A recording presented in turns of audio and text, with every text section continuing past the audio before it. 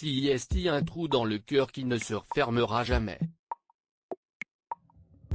Près de 10 mois après la disparition de Jean-Loup Dabadi, sa famille se déchire à propos de son héritage.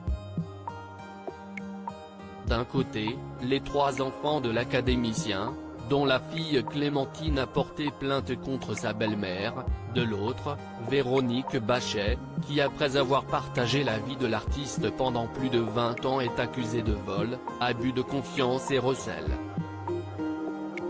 Mais aussi, d'avoir fait le vide autour de lui, déplore Clémentine Dabadi-Fonbonne, qui décrit sa belle-mère comme cette dernière épouse qui débarque dans la vie d'un homme et prend tout en main.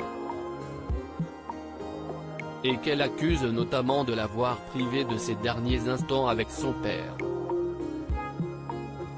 Je n'ai pas eu le temps d'arriver à temps pour voir mon père vivant, révélait-elle ainsi sur le plateau BFM TV le 12 mars dernier, expliquant avoir été prévenue trop tard par Véronique Bachet.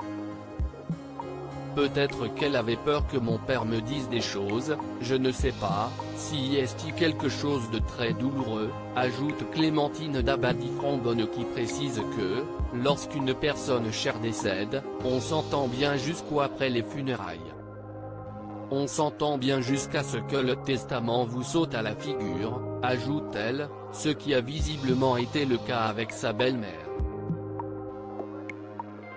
Et un acte manqué, pour lequel la fille de Jean-Loup Dabadi n'est pas sans s'identifier à Laura Smet, qui n'a elle non plus pas pu voir son père Johnny Hallyday avant sa mort.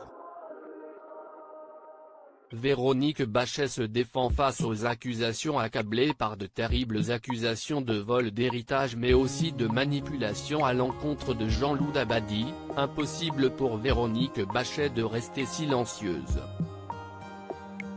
Je vois, j'entends, je lis des choses extrêmement diffamantes et donc je viens pour défendre avant tout l'image, l'histoire de mon mari dont je suis très fière, a-t-elle déclaré, et de dénoncer une diffamation, et, des mensonges.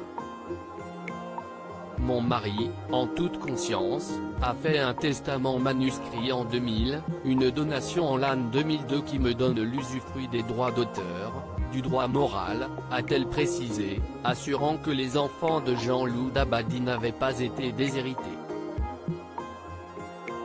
Je suis usufruitière et ils sont héritiers.